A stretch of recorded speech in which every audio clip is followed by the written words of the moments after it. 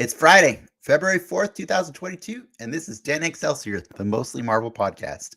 I'm Dennis, and I'll be your host as we review the latest Marvel happenings across all media, as well as, other superpowered stories that caught our attention.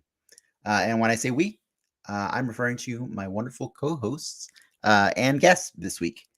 So let's get them out here. First up, he's heavily considering quitting Star Wars altogether. It's Frank. Oh, yeah. Oh, man. Dude, that last episode of Boba Fett, like, everyone's all like, it's so amazing. And I'm just like, I don't want to watch any more Star Wars ever. I did not think it was amazing. I don't hate it like you did, but I hated so many parts of it. Yeah. And so I get it. It's that meme where it's like, more, like he just, that episode shows no self-restraint at all. And it just kills me. Well, and they also don't know what to do with the characters. All the legacy characters that showed up just literally stood around and did some stuff. And they didn't really, they didn't know what to do with anybody in that show. Yeah. I just introduced you this way because I wanted you to know that I kind of relate. I'm not quite as far down that dark side as you are, but no, and you love the animation. It seems like the Clone Wars and Rebels, I think. Yeah. Is Rebels better than Clone Wars? No. Rebels is poo poo. Oh, I thought it was good. I thought there was some good parts. Wait. Sorry, Rebels is good. There's the third one after Rebels that takes place in the new trilogy time period. Oh, is that the Bad Batch? No. That's a continuation of Clone Wars. Oh, okay. Man, I can't even keep up with this anymore. Yeah, I'm done. There's like, it's fine. Let's pack it up. Who wants my lightsaber? Put it in the chat. I bet I know who wants your lightsaber, and I'll bring him out here right now. Nice. He's no, that's you. Next up, our man behind the switches strongly believes that a shot to the nuts is never not funny. It's Ricky. Hello. I don't want your lightsaber. I got enough already. Wow. Actually, I stole it from. Well, then you get a shot to the nuts, buddy. Yeah, shot to the nuts for you, and it better be funny. You better laugh about it. No, I actually stole it from. I'll tell the story later, but I stole it from the Jim Henson Studios a long time ago, and I'll tell the story later. You just like straight up admitted to crimes. Has it been 7 years? 3 minutes into our show. Yeah. Oh, yeah. Okay. So yeah, we can hear the statute of limitations. All right. Oh, no, it's been a week, man. I saw Jackass. That was a good. It felt good watching that in a theater. COVID aside, if you don't watch that movie in theaters, the unvaccinated people win. Is that something that you need to watch? Like it takes full advantage of 7.1 Dolby. Yes. Do they 100%. Win if they also get COVID while watching it? I mean, they should be vaccinated. The logic is perfect. It's just perfect. All right, I'm done with you. So let's get our guest out here. We're fortunate to have a special guest joining us today. One half of the Ridiculous on Rye with Mikey and Dev. Welcome back, Mikey. I will take that lightsaber. Nice. Mikey will get arrested for Mikey's your crimes. love Star Wars. Don't threaten me with that. I will take it. It's the Return of the Jedi Luke. Yeah, Star Wars is good. I don't know what my favorite one. It was my favorite one. Well, man, we could talk about what was good and what was not good in it. We'll get to that, but we're talking to Mikey right now. But we're talking to Mikey. Yeah, this is our guest, dude. I'm here for it all because I was like itching to get in here, double Dutch time on that Star Wars thing, man. Come on. Oh yeah. You just can't give up on Star Wars like that. Were you a fan? Were you a fan of the episode, Mikey, or the season in general?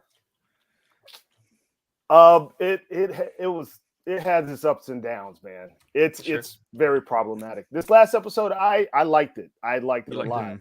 I mean, the Cad Bane showing up, and what's his name? I can never remember the guy's name. The Marshal. Cobb Vanth. Timothy Oliphant.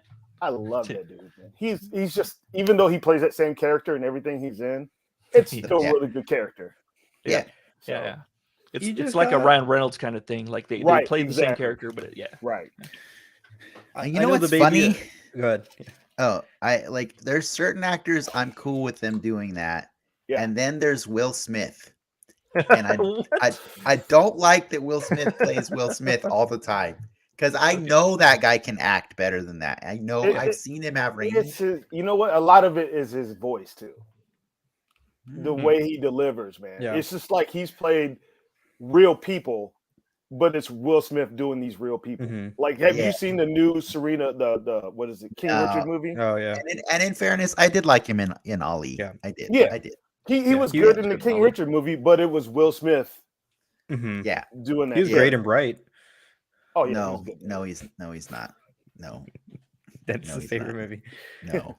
Wait, which one's Bright? Is that the Netflix one? Yes. The magic cop. The Alienation knockoff. Yeah. Oh, that's right. It was an Alienation knockoff. Thank you. That's Ricky didn't understand that reference when I told him that 3 years ago or 4 years ago. Or whatever. He was probably still 6, man. Ricky was not born. I don't think he was born. Yeah. He was not born. Yeah, I remember watching that when I was a kid. But the movie and the TV show. Yeah, I forgot that they did a TV spinoff. Yeah. The Pursuit of Happiness, I was going to say, is another good Will Smith. He acted his ass off in that movie when he's crying in the bathroom of the subway because he can't. Oh, did he win an Oscar for that? He better nominated. have. He got nominated. No, he did not win an Oscar for that. Did he lose to the Joker or something? Did he lose to? Was that the Joker year? No, I'm just screwing around. It was like before that. It was like the year before. It wasn't that far past, was it? All right, I'm gonna rein us in. Rein us back in. Star Wars is great. We got you guys are crazy. Star Wars is not great. Star Wars is good sometimes. As in last week. That's like pizza. Pizza's good sometimes, so I'll take it. I'm never gonna say no to pizza. Wow, that was really easy to talk you down from Star Wars is great. You're like, okay, it's not like it's. I'll take pizza good sometimes. Yeah. Pizza has a variety of toppings that you could put on there. Star Wars to reconfigure it.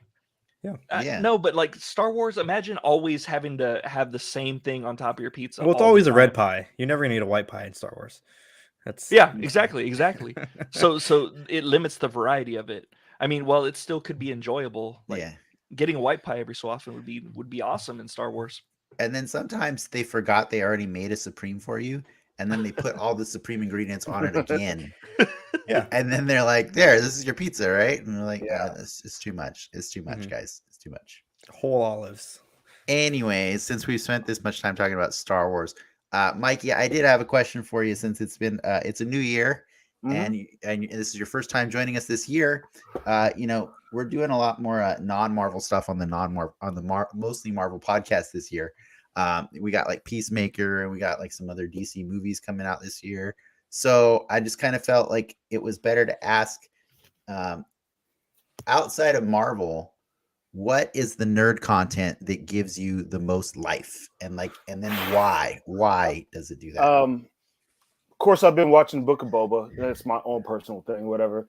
Been watching and play. Well, I've been playing a lot of Halo with my kid. Yeah, because the new show's about to come out, and my kid loves Halo. He was Master Chief for Halloween, so we've been playing all the games, just kind of getting like geared up for that. But is Halo your favorite thing outside of Marvel? I know Marvel's not your favorite. Star Wars, of course. I mean, just here lately, that's what we've been on. That's been our favorite thing to do right now. Yeah, I'm really interested to see, how this is going to turn out, because the track record of live action movies hasn't been great lately. Yeah, and then why is it Star Wars still? What has kept you going with Star Wars? Dude, come on, man! I've been on Star Wars since I was a kid, man. And it's cool, the Boba Fett thing is a lot of the mystique is getting ruined. I think of Boba Fett just by him taking off his helmet and him getting his ass whooped all the time. But it's still Star Wars, and I just feel like I just need that fix, man. Because before we would go years without getting new Star Wars content. Yeah, and we have to read a book, right? And now we're definitely spoiled in that we have a lot more of it. Yeah, I want to circle back to Halo real quick. So he's liking the gameplay, like really, for sure. Yeah, I want to circle back to Halo too. Are you guys playing Infinite or the Master Chief edition of the original? Well, I started them off on the Master Chief, Infinite, and then the Infinite just came out, so we played that together. Does he understand what's going? Like, not a dig. Like, does he understand like what's going on, like story wise, or is it more just the Master Chief? He's just wanting to blow shit up. Look, Ricky, I don't understand what's going on. No, I'm not trying to when I started playing Halo, like shit, Halo is like 20 years old now. It's crazy. Right. And I know there was I had no idea. Line, and then after a while, I just gave up on it. I just wanted to shoot shit and blow it up. And but Halo, it just feels good to play Halo. Yeah, just because it's not a lot of thought to it. You just point in a general direction and just start shooting. Yeah. Mash Y to skip the cutscenes and then just get back to shooting. Yeah, that's exactly right. And I could set it to easy for him and he'll just be going for it. And it's funny because how the AI talks? Mm-hmm. Yeah, they have little conversations. Yeah. Like I'll walk out of the room, come back, and he's talking to the other AIs. Yeah. He's like, take cover. Shooting it's like shooting it's hilarious. And for those listening at home or watching at home, just to clarify, Mikey's son is 42. Yeah. Right? Yeah, he's 42, still living at home. Yeah. He'll be 4 in a couple weeks, man. Yeah. He'll be 4. Wow. That's awesome. That's cool. Yeah. That's cool. Yeah, no, awesome. With Halo Infinite especially, there's a skull that triggers different conversations with the AI characters. So you have these like special conversations that you normally wouldn't get. And it's pretty funny. They talk about, they're all like, oh, what did you do last Wednesday? And I'm like, they're all like, oh, I didn't do anything. Like if you listen, you'll hear all those like little random conversations going on as you're walking past people, man. Yeah. And it's funny that, he picks up on that and it's like chattering back to him. I think that's absolutely hilarious. That world is deep. When I worked at 343, they had a library that you can go and you can check out like books and comics and just any Halo material. Right. And I tried to read it and catch up to it because I was a few games behind. And oh my god, there's so much. There was like, Gravemind. I'm glad the show's not gonna. They've already said the show's not gonna be canon, like it's its own kind of thing, right? Which I think is for the better in Halo's case because it's so convoluted at this point. I mean, there was a movie that came out a while back. With Mike Coulter, right? Luke Cage. Right. Luke Cage. Yeah. Yep. No, there was 2. No, that was live action. There was a live action movie when they were at the Academy and the Covenant showed up at the Academy. Oh, you're talking about Nightfall? Nightfall? Is that no? That's the one. Was he in Nightfall though? No. Michael Coulter? Yeah, he was in Nightfall. Yeah, Michael Coulter was in Nightfall, yeah. Right. There's another movie when there was kids and they were at the Academy. Yeah, that one came out. It was like a web series. I don't know if it was a movie. I can't remember. No, it was a movie. Forward Unto Dawn, right? Yes. And it was like on Netflix or something. They had an anime thing that was actually pretty good for a minute too, like that, kind of like an Animatrix with Halo. Right. If I had a buzzer, I would hit it right now and be like, at this point now you're just advertising for Halo for free. Yeah, give me free Game Pass. And come play with me. I only have 3 more achievements left on Halo Infinite. The funniest part is when I try to stop it, Ricky takes it as an excuse to keep going with it and just keep. Yeah, we're not run with it. Keep but all the formalities out of the way, Dennis. Can we do the news? Yeah, that's what I need to get. Time to do the news. All right. I have not gotten my formalities out of the way, and that's why it would be nice to do that before we do anything else. You heard it here, folks. We bring the news. That's right. For anybody listening and sticking with us after all this time, as advertised, we'll be putting a spotlight on Peacemaker episode 6 tonight. But before that, we do have some nerd news to discuss and a round of trivia that we call Contest of Champions. And for those of you joining us live, don't be shy. We'll be checking the comments regularly. And if you can't get enough of us, you should visit patreon.com/DanXmedia, where you'll find a variety of creative offerings, including recent episodes of our live after show, The Soapbox. Patrons get exclusive access to chat with us, but if that's not your thing, don't worry. We'll be releasing it to the public next week. There, I got that out of the way. I do want to give everybody a chance besides Mikey, just to say, like, what other stuff have you guys been nerding out on this week besides Halo? Did we lose our Halo pass? Like I've been playing Halo. Yeah, you lost it. You just went too far when you started naming shows. What have I been nerding on? I'll let someone else go forward while I think of something that I've been doing besides Halo, which is probably mean, nothing. It's been a lot of Fortnite this week, as always, right? The Rock just came out, so it's been a lot of grinding to get the Rock, which is actually pretty easy. Let's talk about another game that just feels good. Fortnite. It's a quick. I'm sorry because my kid also is into Fortnite too, and I don't understand any of it. I don't get it. I've tried to sit down with him, and he's tried to show me stuff, and like we'll talk another time about getting skins and all this crap, and you'll break it down. It's easy. You just enter in money.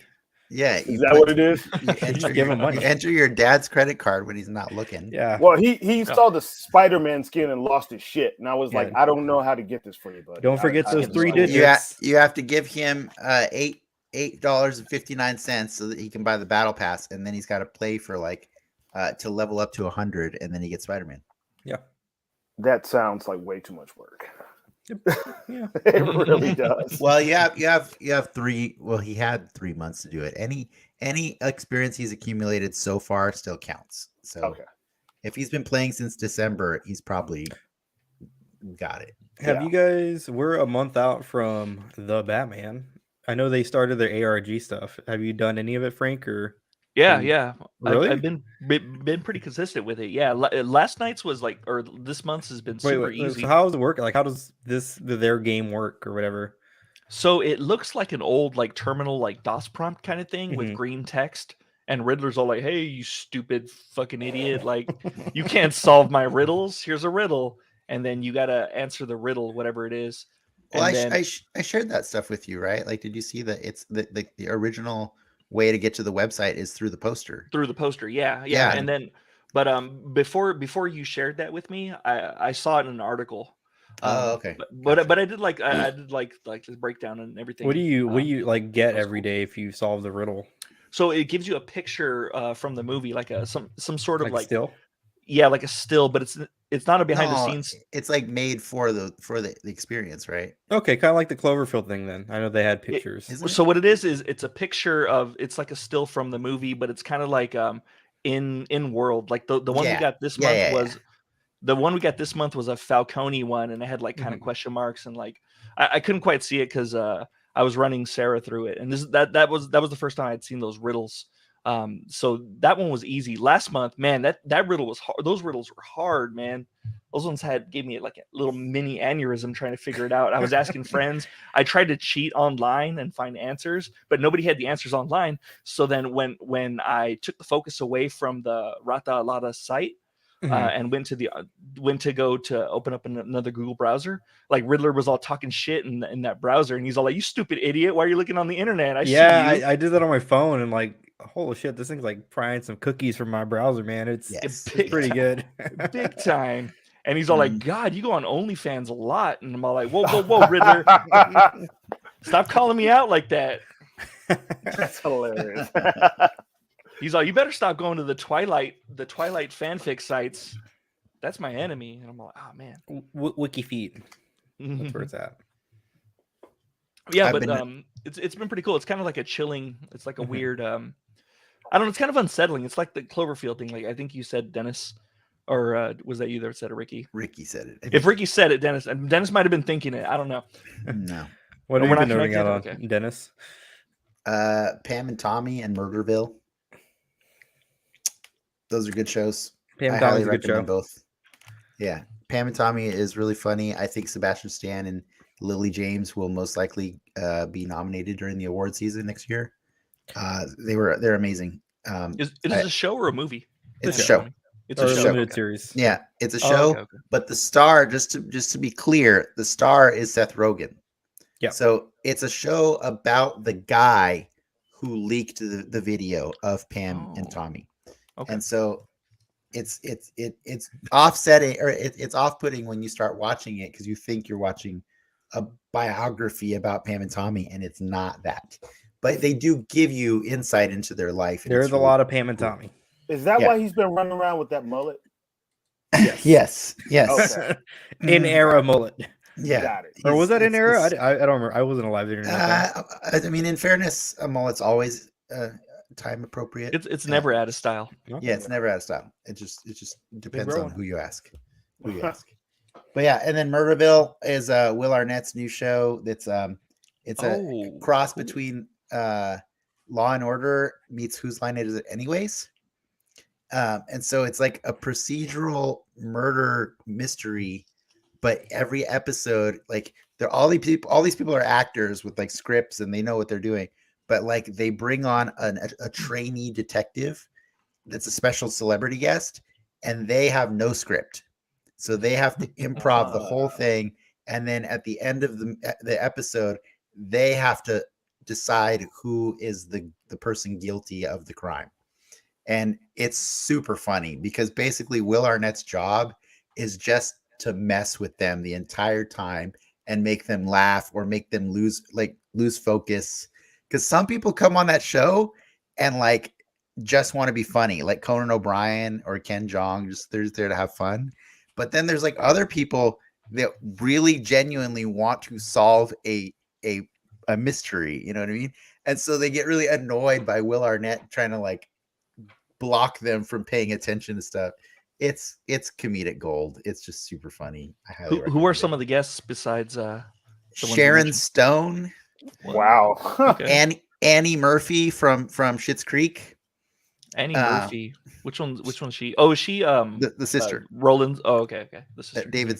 Yeah, I can't sister. remember all. Yeah, I forget. It's been Alexis. Marshawn Lynch. Alexis. Yeah, Alexis. Cancel. Marshawn Lynch and Kumail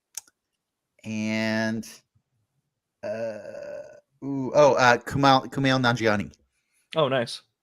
Yeah, and Kumail legit with his wanted Marvel to solve. It's with his Marvel abs. He's got. Have you still not seen Eternals, Frank?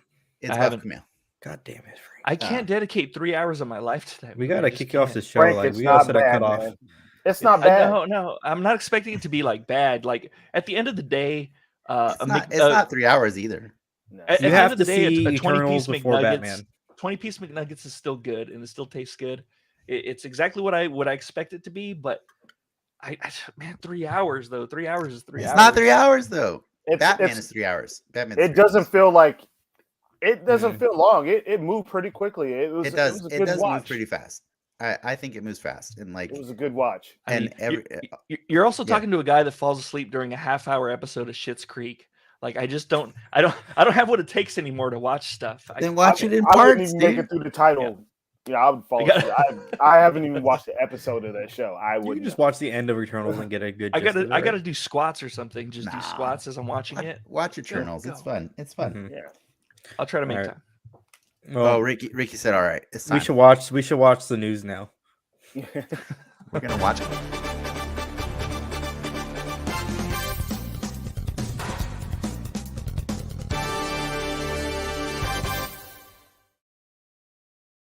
Man, what a segue. Alrighty. Segues right there. It is what is today? The 4th. I love that. It's a little quiet. I imagine we're gonna get a lot more new stuff next week. Well, actually, probably not even next week. The week after, when we get Super Bowl trailers and more stuff kicking around because of that. They make trailers for the Super Bowl now. I thought it's pretty widely known that sports people like the football already. Oh, that joke! I kept going with it. I know, and I wanted to stop. It sounded better in your head. Yeah. Understand. I've been watching Schitt's Creek a lot, so all my humor is probably off because that is horrible. Don't hate on Schitt's Creek, dude. Right? Chris Elliott. You want to talk an actor that plays the same character in everything? Chris Elliott, 100%, and he gets paid. No, 98%. But I love Chris Elliott. I hate him so much. He's a funny vacuum. He sucks funny. You're not letting. Do you love Chris Elliott more than this casting? Oh my god, that was good. That was good. That was really good. Really good. So Dakota Johnson. Yes. The answer is yes. Is set to play Madam Web.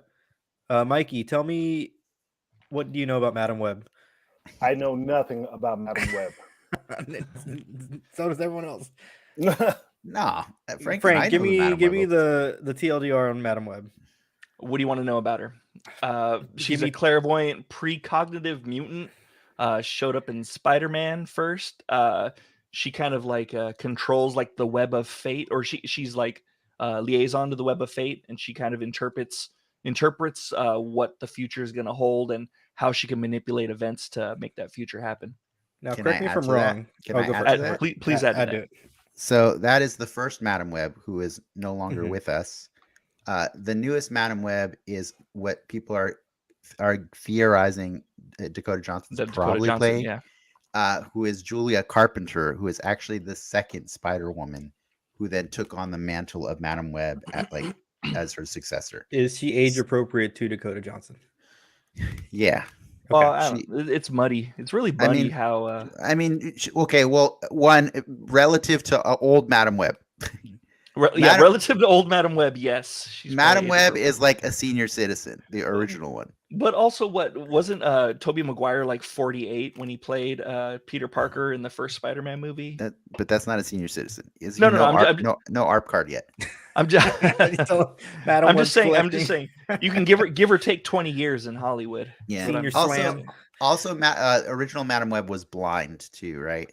Yeah. Yes, blind. Yeah. Right? And all the pictures I saw had she has like a black, like a do-rag, like a. So a lot of people are theorizing that this is going to be Julia Carpenter, and we basically cast, or Sony's cast both Spider Women, which is pretty cool. Because they haven't said who is Spider Woman though. Yeah, Issa Rae.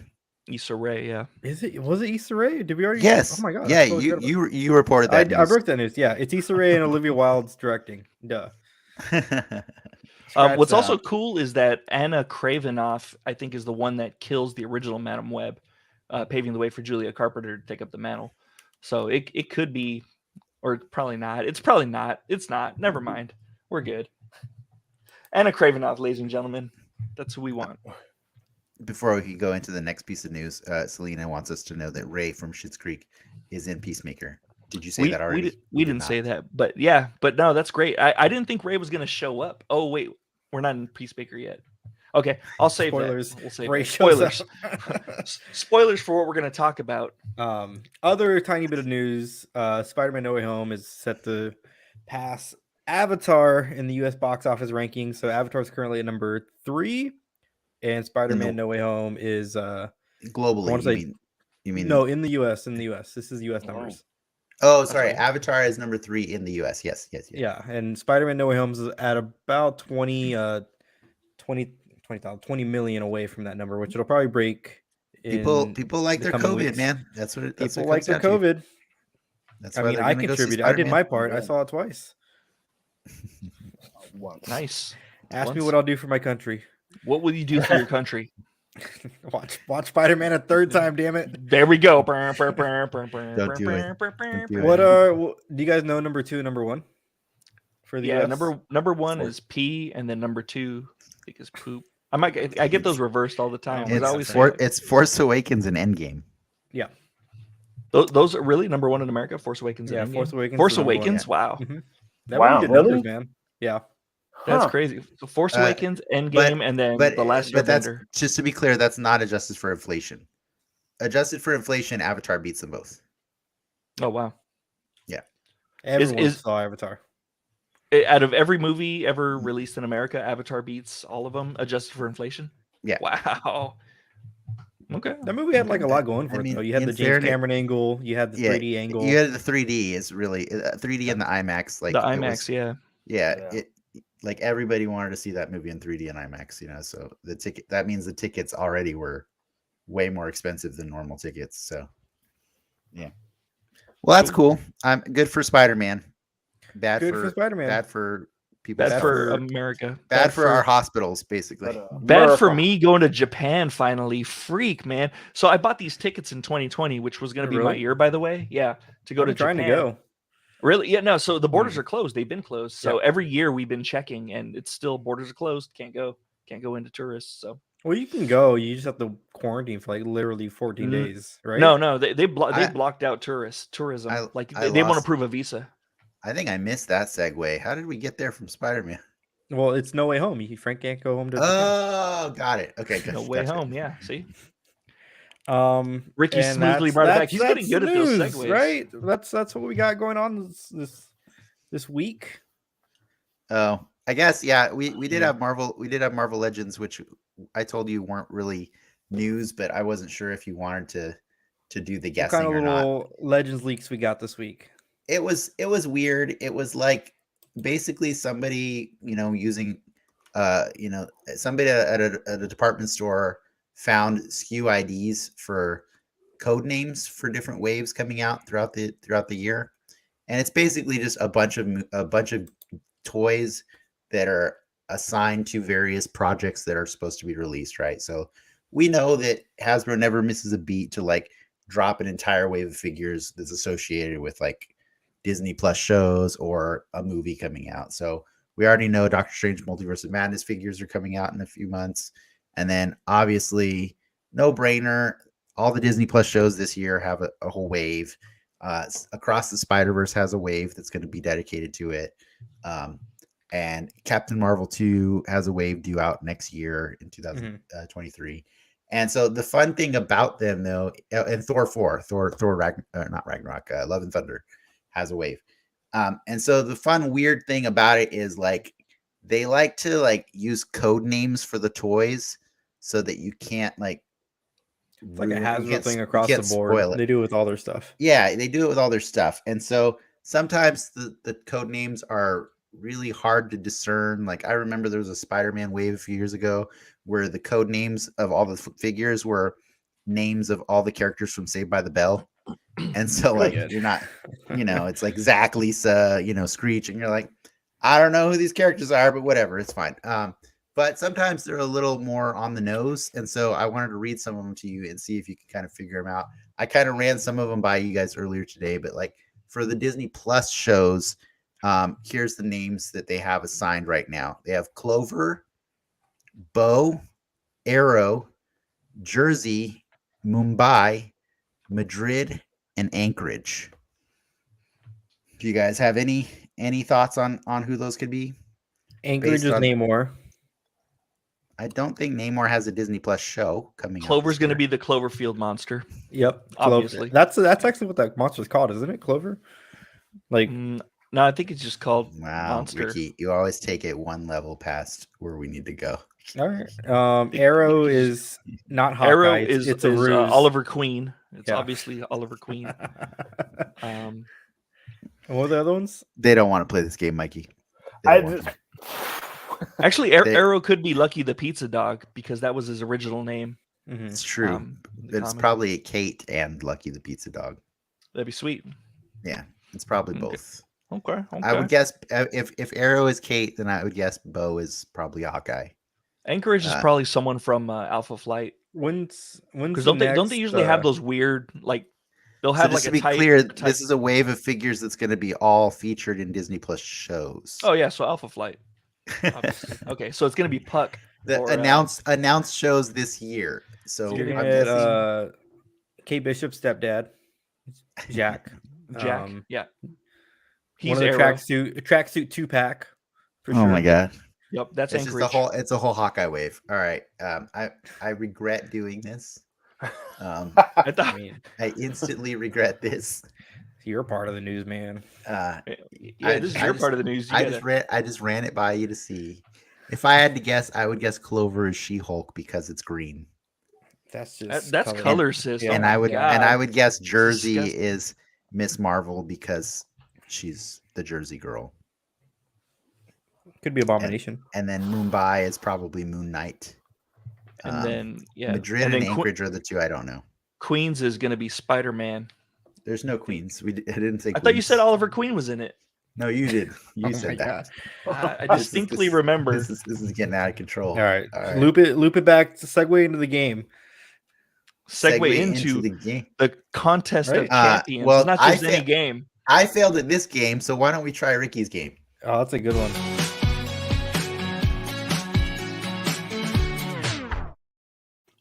Okay, what do we got this week?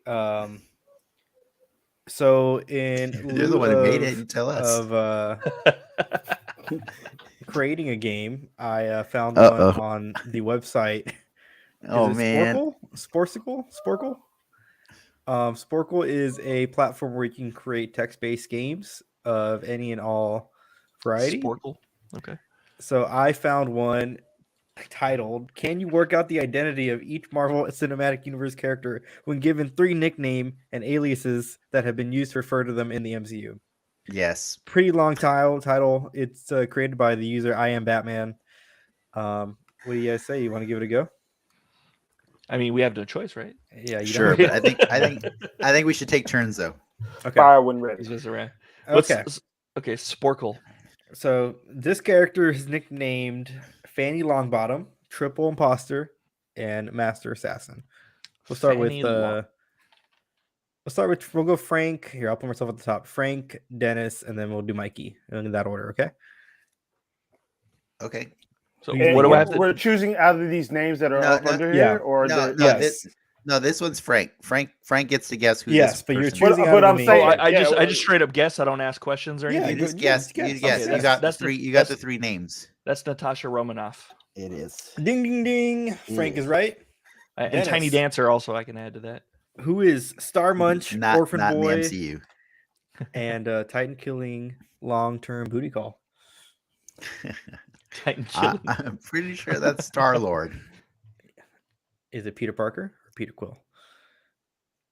Why would it be Peter Parker? I said Star Lord. I Parker, don't see a Star-Lord, Star-Lord I don't know. on this list, man. Oh, sorry, I Oh, can't. looks see like he your lost. list. Nope, he This is- lost. Okay, Peter Quill. Why would you? Okay. Why would you even say is it Peter Parker when that's not Spider-Man? It's Or, not. I mean, Star Lord. Mikey. This character has been nicknamed Vers, Twinklefist, and New Girl. Oh wow.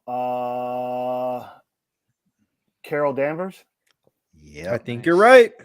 there it is. Take it back to Frank. Dull Creature, Beloved Champion, and Strongest Avenger. Shit. Freak. I'm gonna guess Bruce Banner. Yep. Oh, It is. Yep. Yeah, it's okay. It is. Whoa. That was a guess. That was a good one. That was a good one. Dennis. White Wolf, Manchurian candidate, and Freaky Magoo. That's Bucky Barnes. That's a Bucky. All right, Mikey. Rocket's personal muscle, Little Plant, and Tree. I am Groot. That's a Groot. Nice. Take it to the top. Ratchet, Talking Woodland Beast, and Krabby Puppy. I'm gonna probably guess Rocket Raccoon. Dennis, who is the living legend, Tinkerbell, and Captain Stevens. Tinkerbell. The living legend.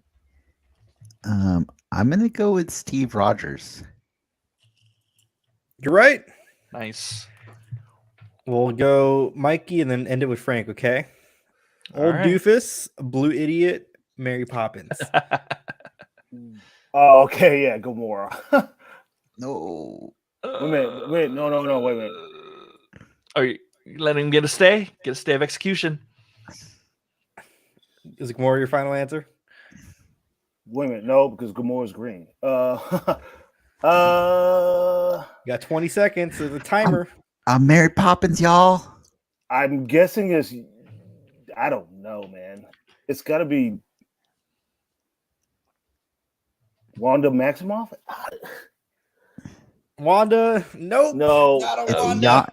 Yondu Odanta. It's Yondu. Yeah. Mary Poppins though. What the? Remember? Yeah, That's when like the he's- whole Mary joke Poppins, y'all. of He's like before he floating. He's like dies. floating. He floats I- like a little on a little umbrella thing, like Fortnite kind of. and he And tells he's him, all, "You look like Mary Poppins," and he's all like, Yeah. "Is he cool?" Is he cool? Never heard Well, of that. Oh my goodness. My mind is blown right now. We were shooting for a 10 out of 20, but we got an 8 out of 20. Oh, right. I'll take it. I mean, you guys did pretty well, all things Yeah. considered. Nice. Mikey just broke my heart. That's all. It's okay. Yeah, you should watch. Wait, you should go watch the last 15 minutes of Guardians, right? It's 2? Guardians 2. It's Guardians 2. Right? Yeah. Yeah, but watch the last 15 minutes of Guardians also. That's a good one too. Actually, watch all the Guardians. That's, I'm Mary I've seen Poppins, it. y'all. I don't remember that part. Well, That's James a Gunn good would one. be sad. Yeah, James Gunn would be sad. I don't know if James Gunn will be cool with us having Mikey talk about Peacemaker, but I don't, He's gonna He's do gonna get it. the fuck over it. So Yeah,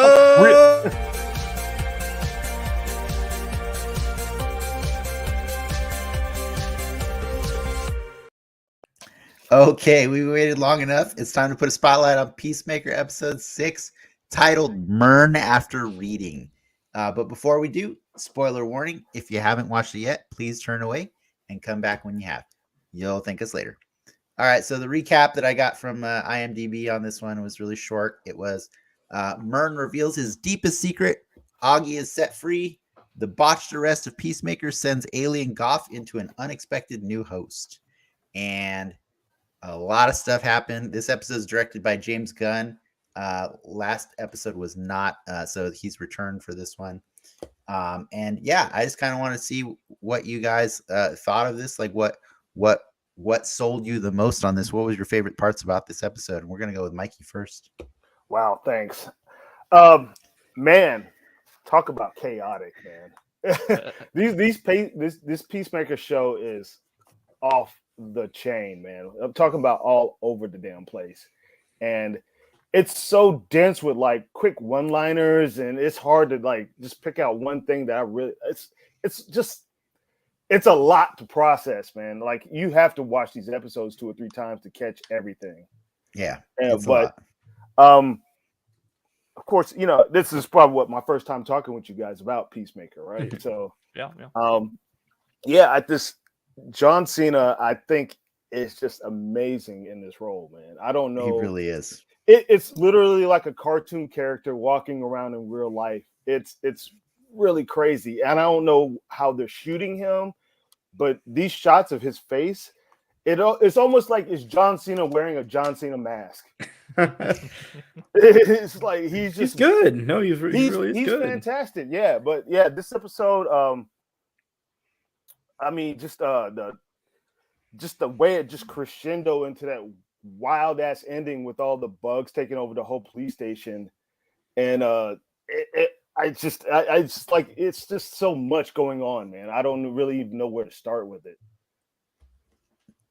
Yeah, a lot happened. I mean, yeah, this was like a packed story episode. Yeah.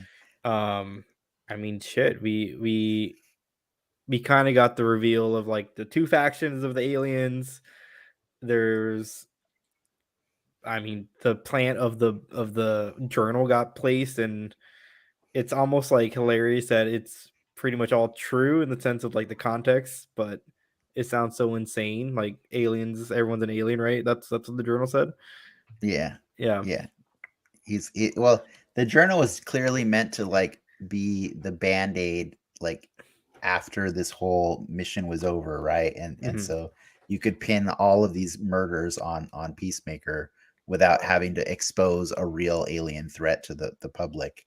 Yeah, but it was really funny how it seesawed back and forth between like, okay, we fixed it. Oh wait, no, it's not fixed. There's a journal again. You know, like we got the White Devil in the suit. White Dragon. White Dragon. Yeah. Same thing. Yeah, I'm curious. I like this doesn't matter as much this time around, but like I did ask you guys last week. Did you guys watch the trailer? And none of you did. Did you happen to watch the trailer this week for next week? I watched it. Yeah. Okay, it spoiled way less. It didn't show much at all. So like I'm not stressing it. I think the only thing the trailer for next week shows is that that question you've been asking about the patient in the other room. When is he going to wake up? The Kung Fu Master finally wakes up, or Judo Master finally wakes up in the next episode. That's cool. Literally the only thing that I saw from the trailer that was kind of cool, shocking. They fly now, though. What? Oh, it was a joke. They fly now, or they fly now. They fly now. Yeah. Like in response White to Dragonflies, the stormtroopers in gotcha. Rise of Skywalker. Gotcha. They fly now. Nice. They fly now. Except we saw Jango Fett, and we saw Boba Fett, and we saw. See, why do you do this, Ricky? Several other. I didn't ask for an explanation. I thought he would get it. Several other people. Frank, what did you think about Peacemaker? Yeah. Peacemaker's great. It's a fantastic show. It's a good palate cleanse after watching Boba Fett. I could just reset my head. I could see that one's not your fault, Ricky. That's just Frank. I could see the parallels between what makes Peacemaker so good and Boba Fett so bad. And like both featured one guy with a little creature strapped to their backs, and one was done really well and the other was done really crappy. And what was your favorite thing about this episode of Peacemaker? Few things. My main favorite thing was the post-credit scene. I found a lot of my friends don't watch the post-credit scene, and I was pretty bummed about it. But really? I told them about it, and I told them just watch it. And then we that post-credit scene where he's smiling, he's like practicing. Locke's practicing like crying and stuff, but he just does that weird like Terminator 2 special edition smile. And it's fantastic. Man. But I think my second favorite scene was finding out that John Cena was actually playing the Motley Crue song on the piano. Yeah, like that kind of blew my mind. I'm all like, damn, that guy is talented. Yeah. He is a self-taught musician. That dude speaks like full on like Mandarin too. Like he is a man of many talents. Yeah. If you want to go find, there is another video of him playing piano from 2016 when he was engaged to Nikki Bella. He did a celebration for the Bella twins, like to just celebrate their like 900th YouTube subscribers or whatever. He plays a piano version of the Pixies' "Where Is My Mind." Oh, wow. It's really beautiful. Too? No, he just plays the piano. Just it's really beautiful. Like and so I did some digging like to kind of learn about it, and like he's self-taught. And he does it to sharpen his mind, he says, but also like the benefit is like when he's doing it, cool music comes out, is what he said, and so like it really soothes the savage beast inside of him. The best thing about him playing the piano too was the fact that in the first episode they called out the piano for being there. Exactly. So that like by definition is a Chekhov's gun that had a payoff. Like everything in the show is mentioned has a payoff. And then you take story. When could a Chekhov's gun become a red herring? You know why I say that? Because I feel like we throw Chekhov's gun out there a lot. When it subverts your expectations, like the chainsaw, we all thought that Vigilante. We all thought Vigilante would eventually get the chainsaw, but then it kind of subverted your expectation. It was still a Chekhov's gun, like by definition, but it subverted your expectations of how it would be used. Yeah, I think the question is a little confusing because unless you're asking when can a Chekhov's gun also be a red herring, because that could happen, like Frank just said, but it's still a Chekhov's gun in that it does get called back to like later in the story. Whether or not it's used to, like solve a problem, or whether it's used to prove that it's not the solution to a problem, that's up to the storyteller, But I did appreciate that musical scene. Like that was also one of my favorite scenes in the movie or in the show, because like, Peacemaker has established himself as a character who is really having a lot of problems expressing his emotions and expressing his discontent with the lifestyle that he's currently being thrown into. Right. He doesn't feel comfortable vocalizing that, like, and he's struggling. And this whole episode is him just constantly yelling at Vigilante, and to the point where Vigilante's like, what's going on with you, bro? You know? And so it all culminates in like not one, but there's two musical scenes, Mikey, like, because the first musical scene is the one you're talking about that happens a little earlier towards the end of the show. But it's a 4-minute music sequence where you see the aliens taking over the whole precinct. And then Reckless Love, that was a cool. Yeah. Cool. So I didn't know about that song until I had to look it up. It was really cool. Yeah. And then after that is the scene where he tries to I think he comes to the base, the home base, to try and find Leota, but she's not there. And he's like, is she like ducking me or something? Like, is she like trying to avoid me? And then he has his little moment with Harcourt, and then she leaves, and then he's just like, he did tell her he doesn't want to kill people, right? And she didn't really want to stick around to have that conversation, really. So the only way he could express himself is through that piano. And so what you end up with is like with two musical segments almost back to back, there are like over 6.5 minutes of non-dialogue in that episode, and I thought it was gorgeous. I thought it was just a beautiful display of what James Gunn does, is meld music into his storytelling. Definitely, music's a big character in all his projects, man. They are a big engine in a lot of his movies that move the story along, man. So yeah, I appreciate it. And the music's always great. It seems like they always pick the perfect song for what's going on. Yeah, and even the Motley Crue one still kind of fits the theme of all the 80s metalish kind of like hair still band. Like the trailer park douchebag. That's of course that's what he would play, you know. So that's how a trailer park douchebag would express himself via song. Yeah, those in the most artistic of ways, right? Yeah. A hair ballad played on a somber piano. That's amazing. I did love when he was ripping Vigilante a new one multiple times, man. Like when the first time when they're trying to speak to Goff, the alien. Oh yeah. And he keeps asking him non-yes or no questions, and he finally like flips out on him. He's like, "It's really simple. There's 2 rules. 1, yes or no. 2, don't be a fucking moron." Oh man, so good. I love the way Vigilante takes everything that he says in stride. Like, I know, right? I always expect like a pushback or like yelling or something, but no, he's just like, yeah, okay. He is truly insane. Or he apologizes too. Fantastic character, man. Like you could see the actor would just flip the switch and you could see him flip into like, I'm about to kill a bunch of people too. Yeah. Back to, I'm just this weird, just bubbly, guy that's just has no idea what's going on in the world, but I'm a killer, so I also really like the detectives. Yeah, they're really good. They're dynamic. Baby Dick and Song. Just their relationship, the way that back and forth with them, that's great writing. I love that. I gotta say, like, speaking of the detectives, like Frank, you started this season with talking about you're not sure how you feel about having another mind controlling alien, and you weren't sure about like these butterflies, like how are they doing this?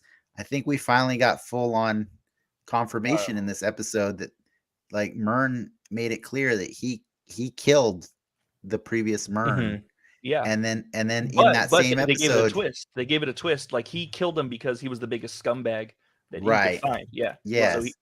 But back to the detectives, that kind of sucked, right? Because in the same episode, that was a sad moment. Episode after learning that, you see her die, and then you see her partner die, and then I don't really care, but you also see Locke die too, and then you see the whole damn precinct. But that was die. a big surprise too, because he's just like this total. He was the fixer, right? weirdo, and like they flipped the script on it. It's like, oh, you do feel bad for him, like, right?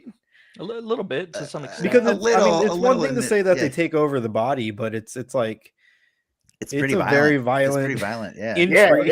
It was pretty bad. It's like, oh damn, they just murked her and like spitting up the blood, and then when of course we knew she was going to sit up and start doing, but man, when she turned into the alien, that was some great acting, man. I will say, I like the little moment where the alien, the moment when they the alien was telling her partner how she felt Baby Dick, she was telling Baby Dick like, Lockton Mineral, aka Fitzgibbon, Detective Fitzgibbon. We kind of liked you, or it's a shame, like you guys could have been something. She liked you, she looked at you affectionately or something like that. Fondly. Right? She fondly. She thought of you fondly. I feel like I was hyped up though. Oh man, it's rough. We didn't see one go up the butt. Yeah, I know. I'm feeling like that's going to pay off at some point. I think there's going to be a payoff with that, and I wonder what it'll be. Or it could have been, like the creative liberties that John Economos took with the thing, but who knows? Like, I mean, because Vigilante did tell him that's racist, right? Or that's bigotry. Yeah, that's bigotry because just because they're aliens doesn't mean they're gross. Like, that's bigotry. I think what's funny too is that once I saw the precinct go down, I was like, that puts you 3 steps closer to people in the theme song being taken over by aliens. I don't think it's going to happen. I'm still against the theory. I thought it put the theory further away because we know they're dead. You know, and like, yeah, but what would be the problem with killing the entire cast of Peacemaker? What would be that problem? I do think John Cena as Peacemaker is just freaking amazing. Yeah, true. And I don't want that, and also Vigilante. Like, Sure, would it Vigilante can die? But you know, I like Yondu. I like Michael Rooker as Yondu, but you can tell Peacemaker lost him. was the pot is boiling with him and Vigilante, especially after he killed the cops. I don't think this is going to end with them dying. Either of them dying. Well, I think.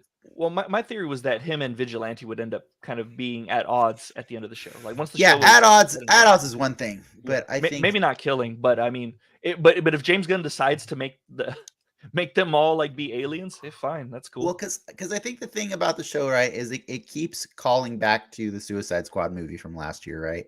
And it wants to give Peacemaker an opportunity to atone for what he did, you know, like how he killed Rick Flag and how he tried to kill Ratcatcher and Bloodsport, right? And so I think Vigilante is the perfect opportunity to atone for that. If he is pitted against him, right, he can make the good decision to not kill him. But also, so let's say it climaxes with him killing Vigilante or not killing Vigilante. He could find like an alien that he's compatible with, like a Venom, and that could become the new Peacemaker show. You know, it'd be something to keep it fresh, and it would subvert expectations. But I don't want that. Is what I'm saying. I'm just saying this is something that could happen in the multiverse of frankness. Do you not feel like what's Adebayo is not going to make it out? I feel like she's going to make it all the way to the end too. She is a quite tragic character, and I could see her dying. I could see Waller setting her up to die just to really sink how bad Waller is. And I know last week we confirmed that, I made the theory that Harcourt would be the one that would probably die of the 11th Street kids, at least one of them. But then later in the week, Ricky found out that that actress has already been cast to be in the Black Adam movie. It doesn't mean she can't die. She can be a butterfly, but her character is still gonna. She could also be played by, she could play another character. There's been times where Sean Gunn. I think they're really, really, really trying to like patch together a cohesive universe off of James Gunn's crap. So that'd be really cool to have like a Agents of S.H.I.E.L.D. in the DC universe be comprised of like Harcourt, Adebayo, and Diebeard. Oh, and then this show is the better Agents of S.H.I.E.L.D. show already. You're getting a Gotham PD no, but have them be the core without Chris. Yeah, without Chris, and then they just kind of like meet with different like Brother Blood or some other stupid ass characters. I like all of these characters so much that I would be down to follow them without Peacemaker. But it would be nice if Peacemaker season 2 still had them in it. You know what I mean? Like I like them enough that I'd want to see more of them in his show. Because I think he basically, I know we got some of them already in Suicide Squad, but they didn't get to shine in that movie at all. And so, this is really their moment. Like Harcourt does like almost nothing in the Suicide Squad movie. She's just background, right? Like she's like, well, she makes bets and she's the one that collaborates against them. I mean, she doesn't do like do anything though. How big of a role did you want her to have? Economos does stuff. I mean, he has the cool zingers. Like we got a kaiju up in this bitch. Well, he's also the warden of Bellevue prison too. He's like, but that's on paper so that he can take the fall. Yeah. So. Oh wow. Yeah. I think Waller set him up as the warden also, so that in case shit ever comes down on them, he's her fall guy basically. Right. Like, but that goes back to like this whole conversation with the diary and what Frank, you were kind of saying how you would be upset early on in the season if this just turns out to be another alien, taking over story just after we had one last year. Do you still feel that way, or does it feel better because you keep coming back to that? But I'm not really. that upset about it. Are you upset, Frank? I want to see your rage. It's not that I want to see your rage. You've said it twice in this episode. Yeah, I know. Well, because I had two different things I wanted to ask about it. Yeah, if you don't want to talk about it, that's fine. I'll talk about it, like just so you don't ask me again about it. But what I was gonna say is that, like, I don't care as long as it's smartly written, and I think that's the point that I brought up before. Right. Like, because Starro was one thing, one type of alien that took over people's minds or whatever, and then this one was another type of alien.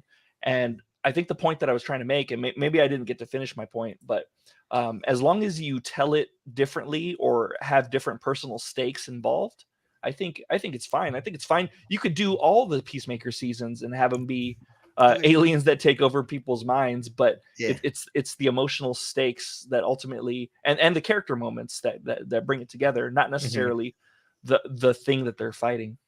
I kind of thought from the in-world perspective, it kind of made the most sense to set Peacemaker up as the patsy for an alien invasion. Sure. Because it's documented that he was there in Corto Maltese, you know what I mean? So like he could have trauma. They could argue it's PTSD from Starro. That makes sense. So like I don't know that I want a third season to go down that road, but like I see your point. I wouldn't be mad at if they did that. Yeah, I mean, I trust competent directors and writers to do things. Yeah. Not so much like your Dave Filoni's or your Jon Favreau's, but I do trust the James Gunns of the world. Yeah, it wasn't that I was trying to get rage out of you. It's just that I thought back to like, oh yeah, like, because we finally got confirmation on how the butterflies work today, this week, you know? And so I was just wondering if that did finally, I know your opinion was like hinging on how it played out. And now that it has played out, I just wanted to check back in on that and see how. Sure. No, I think it's with anything though. Like it's as fresh as the writers can make it. Like you can retread old things. And again, another parallel with Boba Fett, you could retread old things and have it be good. And then you could retread old things and have it be stale. You just can't have Robert Rodriguez directed. Don't have Robert Rodriguez directed. That guy's notorious. And I think this is Dennis's point, that he's notorious for making things on the cheap, like Spy Kids and stuff. Yeah, look, Desperado. I used to watch all those stuff. It's just that was way too cheesy. The mods and the chase scene through the city and sure, it was terrible. That's why that was the episode I almost stopped watching.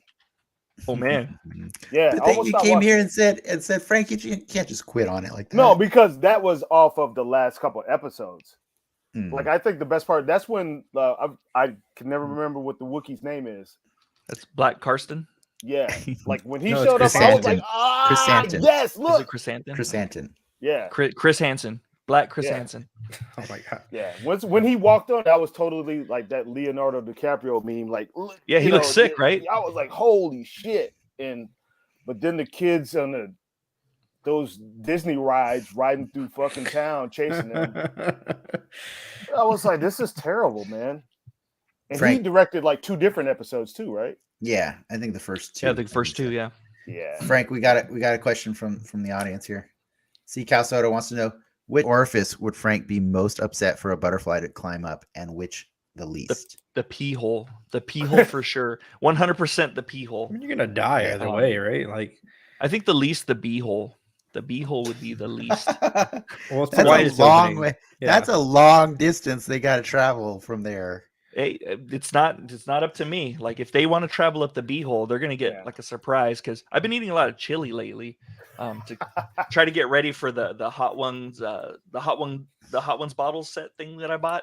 Oh, you bought it. Cool. Yeah, so but I've been eating other chili to get ready for that chili in particular, because I don't want that to catch me off guard, and I'm trying to desensitize the old bee hole to the chili. So as long as they're not spicy, I think I should be good. Thanks, C. Cal Soda, for that question. That really paid off there. Yeah. I had a question though, Mikey, about the Bryce Dallas Howard directed episode. That was we're just done with Peacemaker. Oh, sorry. I forgot. I'll ask you that later. I'll ask you that after everyone's talked about what they liked about Peacemaker. What do you guys think about Murn's backstory? I liked it. That's a cool spin on it. Just to have him be a terrible person. And the memories carrying over. That's a really cool little touch to that. Do you think it's weird that he's the only resistance to Queen Goth? Like he's the only person, the dissenting voice. He said that he was the only person that dissented.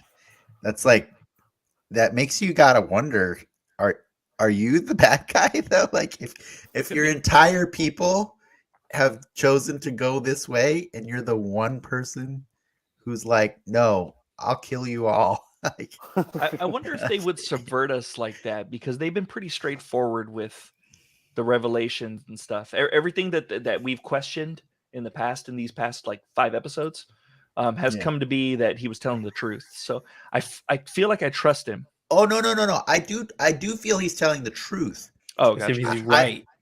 Yeah, that's what I'm saying. Oh, I see. Yeah, okay. like, you know, yeah, Ricky gets sure, it. yeah, like, no, yeah, I get you. He would fit in with this group of misfits a lot better, right? If he wasn't actually right. Yeah, okay, I get what you're saying. Yeah, like, because he's ready to kill his entire people.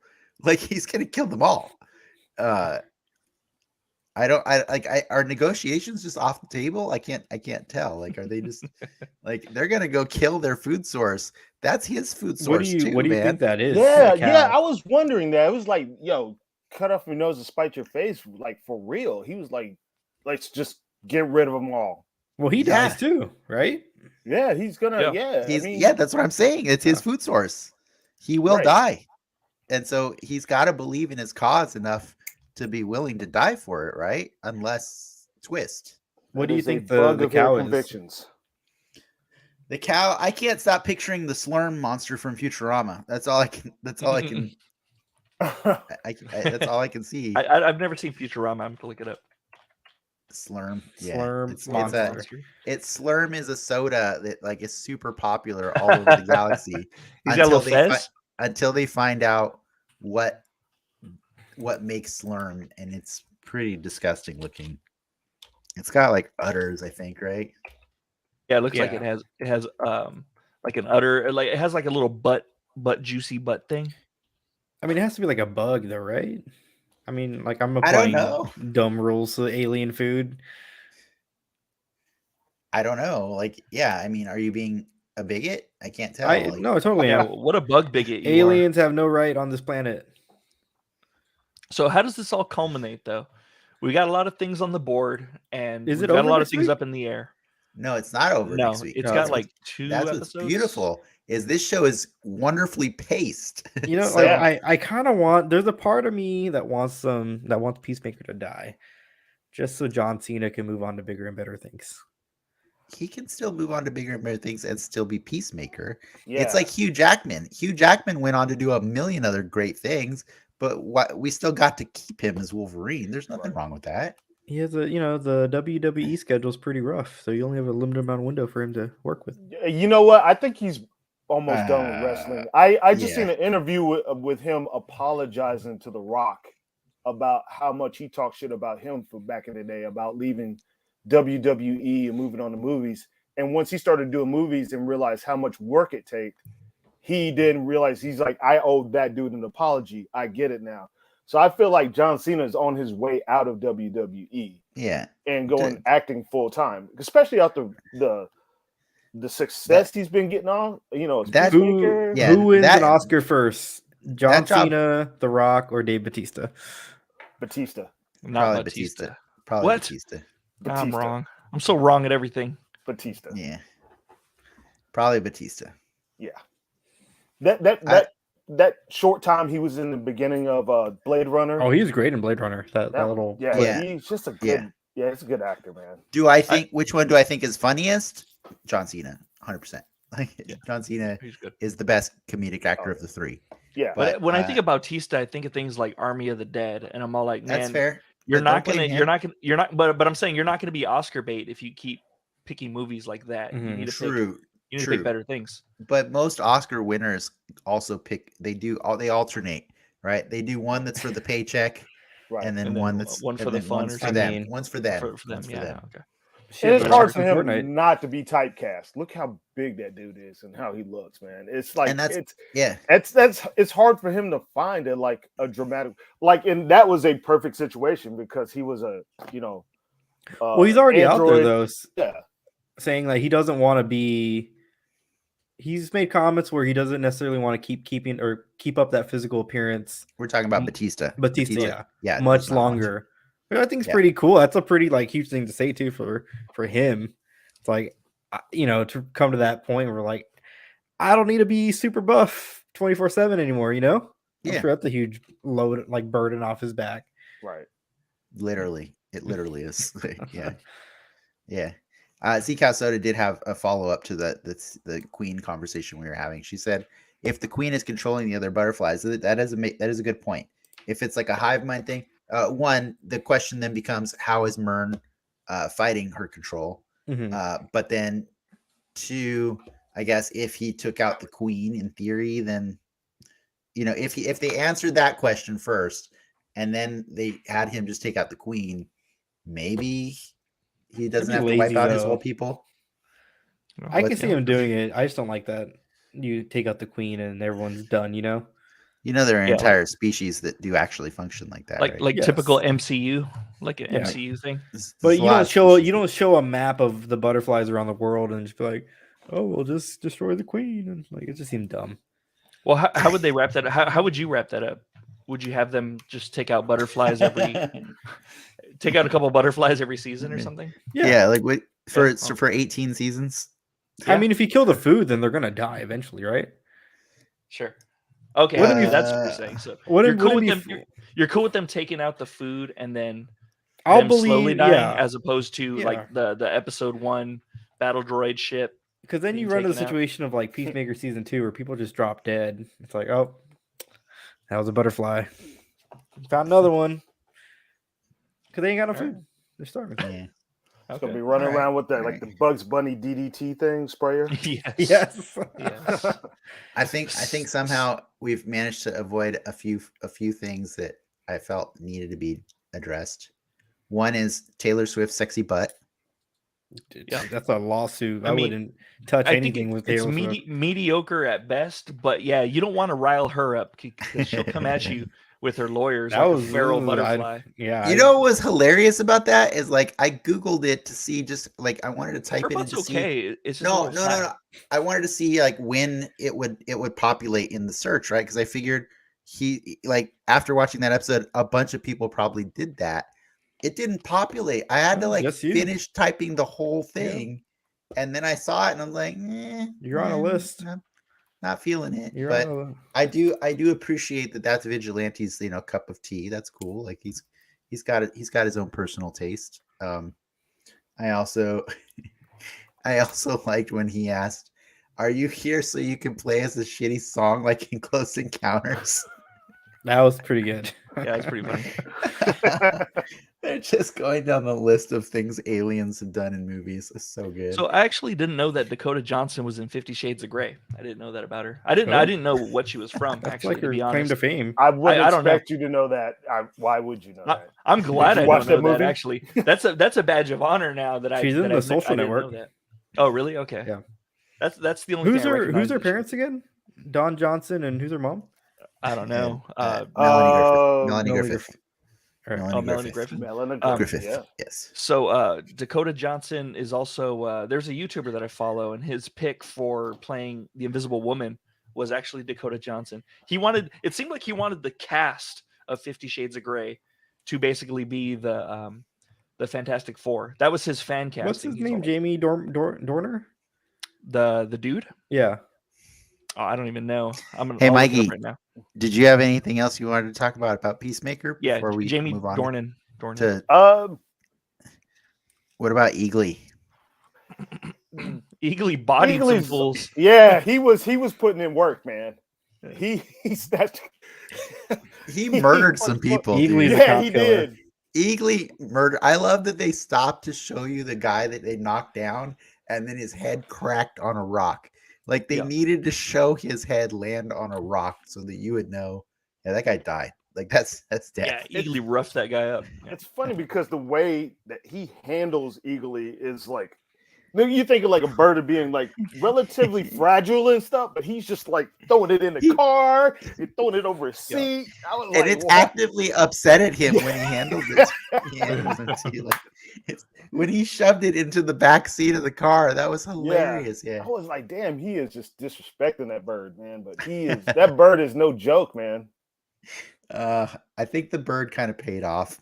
So I know Ricky wanted the bird to die at the end of the season. The bird's gonna die. The bird has to die. I could be good. I could be okay with moment. it now because I think he got a really good moment.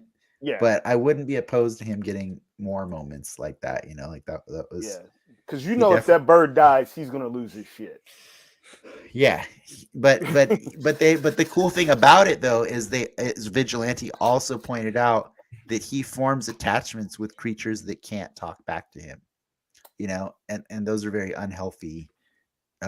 It's unhealthy for him to not have somebody to vent with. So I felt like that was the extra scale tip towards Ricky's, wish list of Eagly could also just fly away. I was gonna say they could do the Free Willy moment where he just kind of lets, or the Harry and the Hendersons moment where he slaps him across the face and tells him to go with his own kind, something kind of thing. That's bigotry as well. Right? That's Harry and the Hendersons. Go with your own kind. That's what he says. Go back to your home. Is what. Go back to your home. I just want to go home. I don't want to learn. I want to learn karate. But yeah, Seacow Soda has another question that she. Oh, she did. I think she was just elaborating more on the queen question, which was the queen question. What if they learn to live peaceably with the remaining butterflies, with the hamsters in hamsters or in a butt world? With Lemmy Winks and Richard Gere's hamster. Was it Richard Gere? The hamster song, gerbil song. No, I think she's talking about in Rick and Morty. Oh. Rick and Morty. There's an entire there's an entire universe or world where hamsters are the dominant species, but their domiciles are humans' butts. Wow, that's right. I forgot about that. Wait, have you never seen Rick and Morty? I have, man, but damn. What the heck? I haven't seen that episode, no. What? Oh, really? It's more than one episode. Oh, well. Yeah, they show up. It's multiple episodes. They even show like there's a cutaway of a person, and like it shows like their living space within a human and how they pop out of the butt. Yeah, pretty good. Like there's even like a diagram, right? Like wouldn't the they show it in like a PowerPoint or something. And there's also like an episode where like the ending is them going on vacation on that planet, and so they like the whole family goes on a family vacation to the hamster butt world. Wasn't it in one of the interdimensional cable ones too? Didn't they? They were also featured in the interdimensional cable. Yeah. Exactly. Was it there first, or did it have its own episode first? I don't remember. I think it was there first. I think it was cable first in like season 2 or something like that. Yeah. Cool. Anyways, we didn't really answer her question, which is what if the butterflies learn to live peaceably? Is that acceptable, or is that dumb too? That's fine, right? Yeah. We let Superman live on that planet. Other aliens can live too. Superman's not trying to he's not trying to colonize it though. So xenophobic, Ricky. He's making babies for sure. He's not trying to colonize it. He's making 2 babies. Like that's not 2. He's not Omni-Manning it. Yeah. He made 2 babies on one planet. I think that's a little different from it's history is written by the victors, so maybe that's his way of colonizing. That's one child at a time, two children at a time colonizing, because they'll make 2 children and then they'll make 2 children. Yep.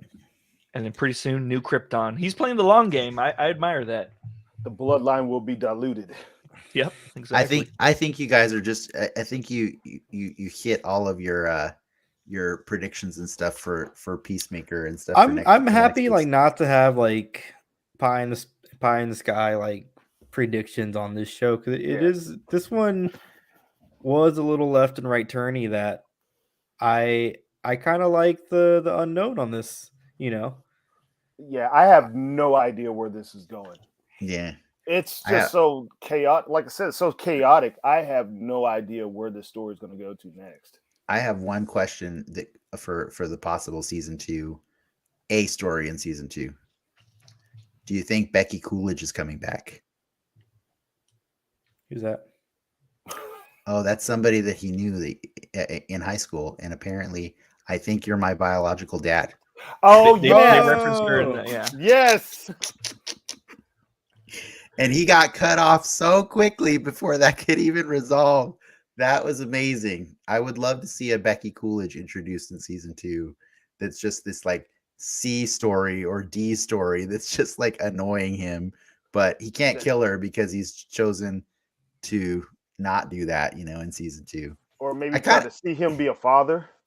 That'd be cool. I kind of, yeah, that actually would be really good. I kind of like the idea that he chewed out his dad's neighbor only a few episodes ago for Batman being a pussy for not wanting to kill people. But like, that's exactly the road that he's leaning towards now. You know what I mean? Well, So that's the kind of typical alpha bro kind of hiding your feelings by dissing the thing that you are kind of thing. Right. Yeah. Right. So, I'm totally cool with that. I understand. Yeah. I understand where he's coming from. Yeah.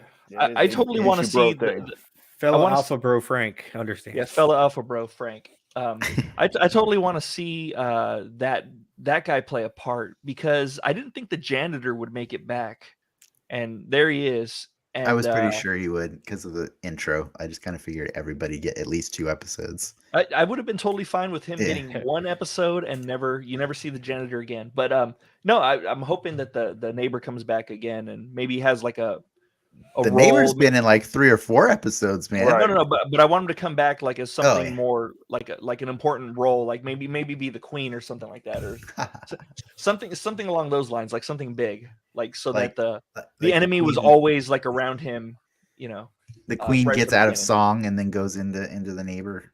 Oh, kind of like the grandfather from Lost Boys. Exactly. The vampire. Yeah. Good call. Yeah, good call. Yeah. So the thing I hate about Santa Clara is all the damn vampires. Yeah, good stuff. Yeah, I want something like that. So, or he could be the alien hunter or something like that. The neighbor's the cow. The cow. Yes. I'm down with that. I'm hella down with that. All right. The neighbor has to be milked. It's like the scene from Luke in The Last Jedi. Yeah. Oh no. That's definitely not the first time I've heard that this week in reference to the cow in Peacemaker. So you are not alone in the way you're thinking about that. So I think because when I was watching this with my wife, like we were like, okay, this is episode 6 of 8. I think we're either gonna start getting our twists this week or next week. I think we got a good amount of them this week. Yeah, right. For sure. I don't think the cow is going to be necessarily a twist, but I think the cow will be an epic gross out for sure. I think the cow is going to be super disgusting.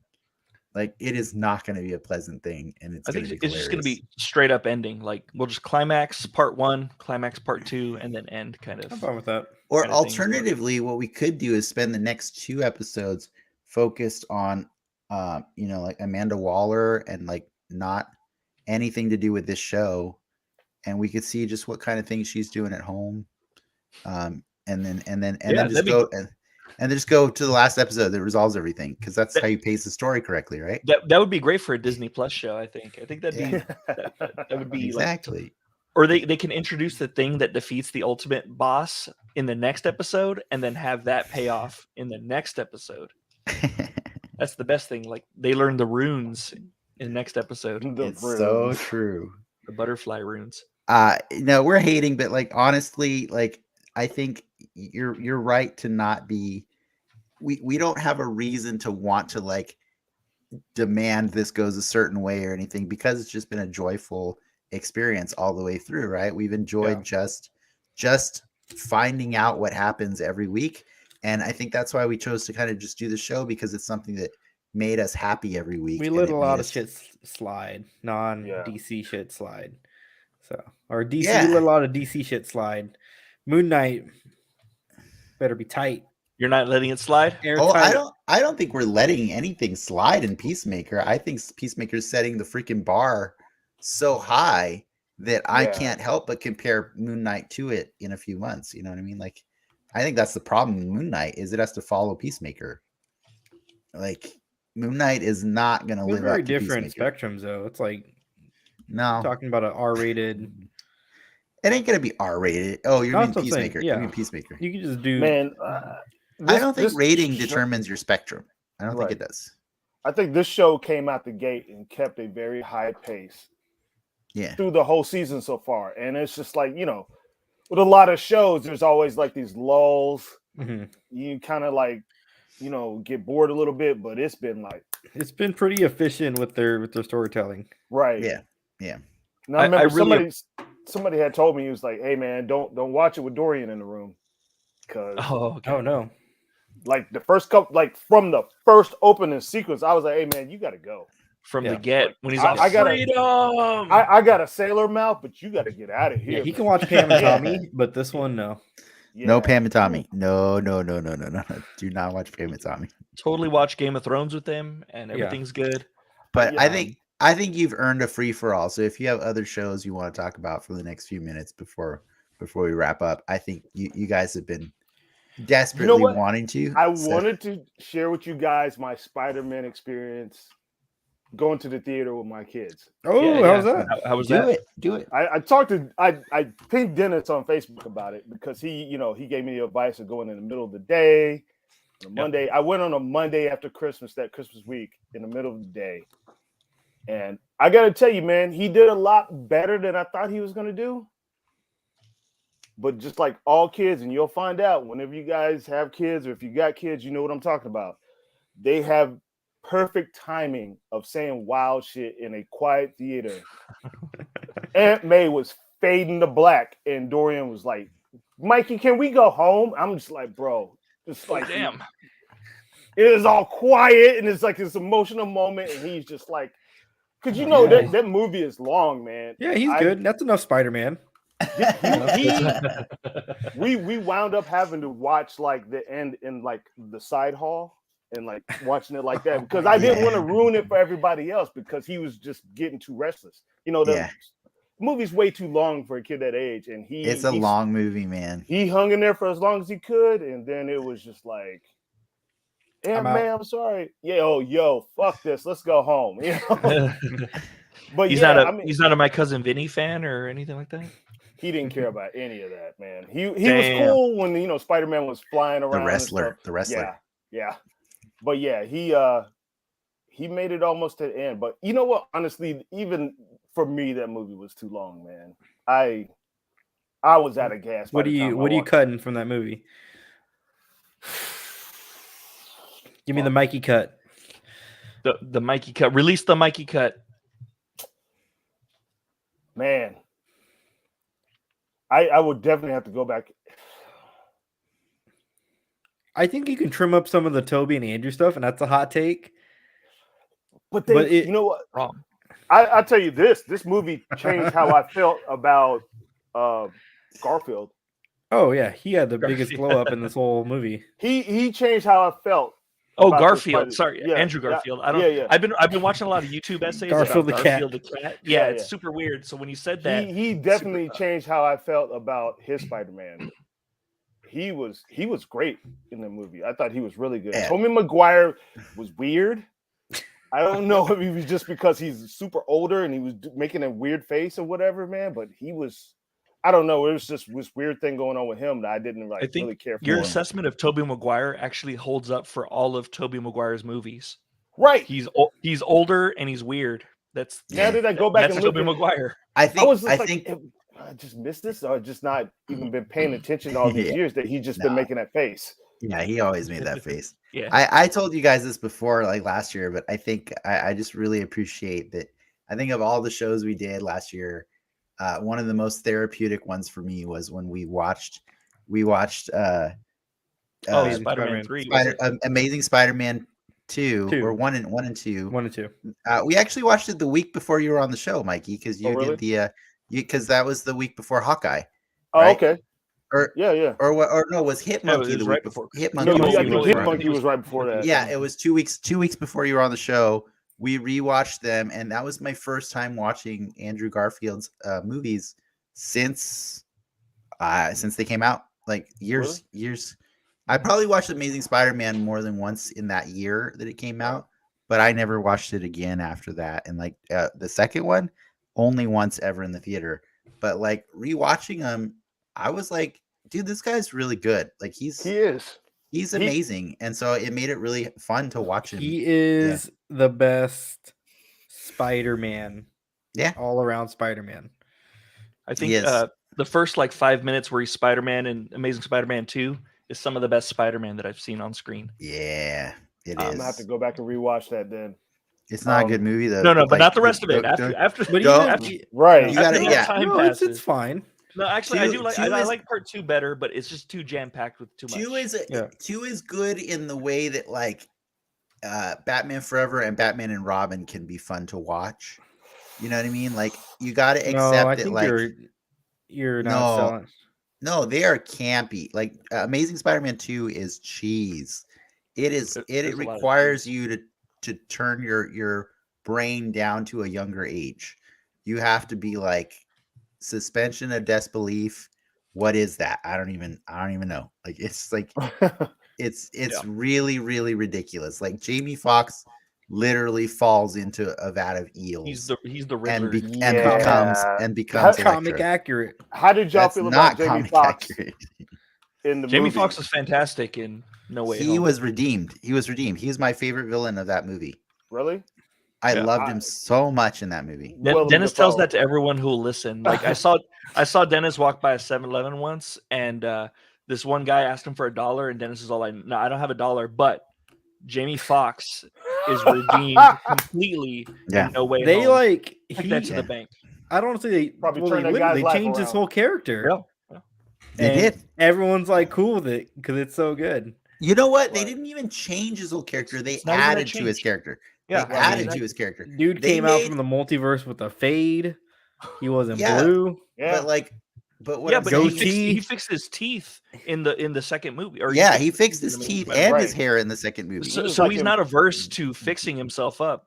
They just made him not blue. They just made him not blue. All of the corrective stuff happened in the other movie inexplicably too. Like inexplicably, you're just like watching him get shocked by electric eels, and then all of a sudden cut to his tooth gap fills in, and you're like, what? Why did they show that? That's so weird that they show his teeth gap. Super weird thing to include. But anyways, one time I got shocked and my teeth fixed themselves too. I used to have a battery for that one. No, but I really liked him, even if Norman Osborn is supposed to be the main, really big bad guy. Like it's my thing is like I never doubted that Willem Dafoe would bring it. You know, like Willem Dafoe is just freaking awesome the time. He brought that heat. Yeah. So I think Jamie Foxx just surprised me because it was a good surprise. His character sucked so bad in the other movie. I didn't mind him too much. No, I like how the music was tied to him too. Right. Yes, I didn't mind him as much the second time. Like I forgave a lot the second time I watched it. So, yeah. Do I want to see more of it? Hell yeah. I want to see more Andrew Garfield Spider-Man. Like I don't need it to be Tom Holland all the time. I alternate, dude. Do back and forth between all three of them. Give us Spider-Man movies all the time, just different ones. Tom Holland is on his way right now, man. Yeah. He was probably MVP of that movie. Because of how low Spider-Man 2 left us. Everything was kind of incomplete and muddy, whereas like Spider-Man 3 kind of completed the arc. So we didn't necessarily need more Toby, like what Ricky was saying. So you can trim those scenes down a little bit if you had to. But Andrew was pretty incomplete. They kind of did him dirty with his not getting the completion. We got Holland. What is it? 2 years after Garfield? Was it that soon? 2012 was amazing. I think competed with Avengers. I think right? Civil War was 2015 or 16, something like that. Yeah, but he was cast way before that movie came out. Like it was announced. So I think but it was definitely within 5 years. So it was within 5 years. Yeah. But anyways, I'm glad you got to see it. I'm glad you enjoyed it. Like I can't wait for that movie to be on digital so I can just buy it Like Right. Watch the shit out of it. I would love to watch it over and over again, but I saw it the one time and I was good. It's a long movie, dude. Like, yeah. Was it 2? Was it 2? Yeah. 2 years. Yeah. From 2 to Yeah. Civil Wars 2. Yeah. Damn. Wow. Dirty. Did him dirty. But they didn't do him dirty because, like, you see, they had a plan. Or maybe Yeah, Okay, yeah, they fucking The planned long that. game. The long Pulled They're that con. playing shit the out. They long pulled that game. movie out of their ass. long game. Oh, man. That's so good. You can't.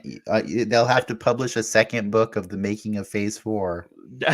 You know, That reminds me of that politician that was mad at Dark Knight Rises for including the character Bane, and he was all like, "They're trying to oppose this other politician named Bane," and we're like, "Dude, Bane was invented in 1993," and they're all like, "Oh, that Chuck guy, he was definitely playing the long game when he made Bane in 1993."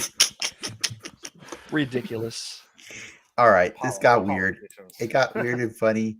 I think I had like the smallest of fun facts about Peacemaker before we go. Gotham City was referenced. Leota and her significant other live They're in from Gotham. Gotham City. Why And would you they're want like, to go back? You got That's out alive. what I said. Well, Keep moving. Robert Pattinson's there now. Oh, Robert Pattinson. Well, I'm sure Yeah. shit's cheap. The city got destroyed. Probably getting a new apartment for. The city didn't get destroyed. That island got destroyed. It was It was- Rikers. Was it Rikers? Not Rikers. Strikers. Rikers. Striker Strikers, Island. yeah. Striker Island. Yeah. The downtown of Gotham? No, it wasn't downtown of Gotham. It was an island. It's like an in between. They did it, Gotham yeah. and Metropolis. It was an island. No, in Man of Steel, didn't they destroy parts of Gotham? No, No. he was in Metropolis. Batman was in Metropolis. Metropolis. I'm sorry. Yeah, No, I know. wasn't Man it? of Steel, like that last Yes, fight, they were it's in Metropolis. Metropolis. Yeah. It starts in Smallville and then goes. Remember, to Metropolis. But- in their movie, Metropolis and is like New York, and Gotham is New Jersey, Yeah, they're sister and cities. so they're right next Yeah. to each other. Yeah, that's what I'm saying. But didn't they retcon it so that during that fight they were actually flying through Gotham? And No, so No. Batman v No. Superman v Board of Education or whatever. That one, he happens to have. I think they No, say that. Wayne Enterprises is in Metropolis. No, they say Wayne Enterprise. He's at a conference in Metropolis or something, or he's at the building Yeah. in Metropolis or whatever. Yeah, He's at it's that Metropolis. location. It's Metropolis. Now, why would you need a Wayne Enterprises in both Metropolis and Gotham? Because I you're mean, there's rich. Trump Oh, yeah. towers in every fucking city, right? I mean, Yeah, exactly. Is that true? That's I why. didn't know that. What is Trump Tower? Is that his office building or is that his? I thought it was like a Hotel. It's like a hotel. hotel, It's yeah. a hotel. Okay. yeah, yeah. It's a hotel. Yeah. Okay. But no, he's in Metropolis during the thing. It's not a retcon. They didn't do anything weird. Ricky's gonna look it up. yeah, Yeah, because I don't know why. I don't know if I Dear believe that. Zack Snyder, Yeah, you never believe us, even though you always ask us for your comic book nerdy like confirmation. Frank, could you please explain Madam Web to us? I don't believe you. I'm though. just trying to I don't make believe you. show No. content. Trying to making- fill time here, man. he's a content creator. Don't You showing how can't the question. sausage is made here. I don't believe you, but yeah. Anyways, Don't question his method. These are his methods. Yeah. I This is the I process. didn't expect the Gotham thing to go again in a tangent, and I don't know why. That was me. That's my bad, Mikey. I know you got to get out of here, so I won't share any more fun facts for right now because that sets Ricky off in all kinds of different directions. So it is time to wrap this up, true believers. Do you have more fun facts? I do, but I'm not going to share them You're- because of Ricky. Okay. Because I tried to be respectful of Mikey's time. You know what? and we're already a few Honestly, minutes over. Go ahead and run them down because now I want to hear them. There you go. Rapid Content. fire. We're making content, Ricky, baby. Ricky, control yourself, man. Here we go. I won't say All anything. right. There was a possible reference to vampires existing in the DCEU because they mentioned Dracula. So this famous vampire has been a part of the DC comics since 1975. Vigilante name drops Dracula during the episode as a comparison to Peacemaker's face. I don't know. It could be just because I mean they laundry listed pop culture like crazy the week before. It could So- possibly be like a popular book. In the Yeah, DC exactly. universe. Exactly. Yeah. Okay. And then the other fun fact we already discussed that was the one that I wanted to keep on there was the John Cena played piano. I did see another fun fact that was really funny about the description of the Hamburglar.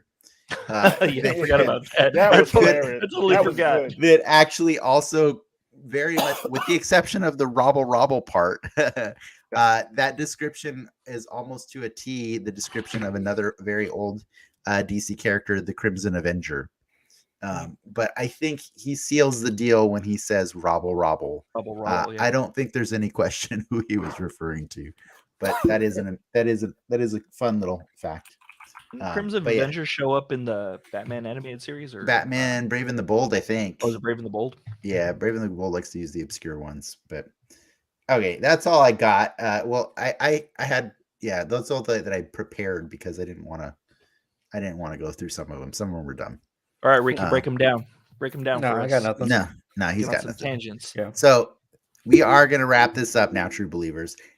You can check back with us next week when we'll be discussing more Peacemaker with our friend Ian for episode 7 of Peacemaker.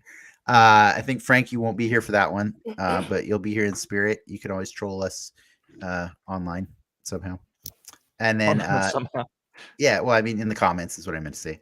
Yeah, it just sounds funny. I don't know. It's just like online like somehow. A Frank bot. I'd be like, "Hello, humans." I wouldn't be opposed to it. What are we watching?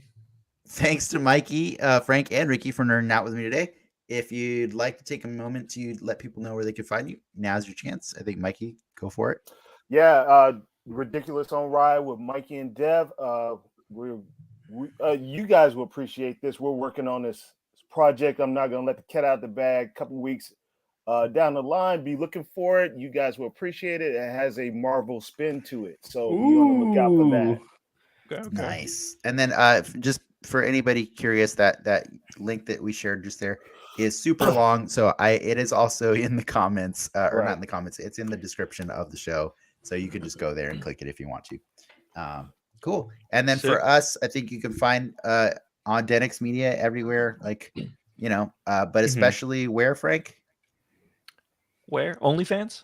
Fansly? Is that the one you made? You could hit us up on Patreon. Get an OnlyFans soapbox. Yeah, we could. We could do that. I'll throw a few pics. I'm pretty sexy.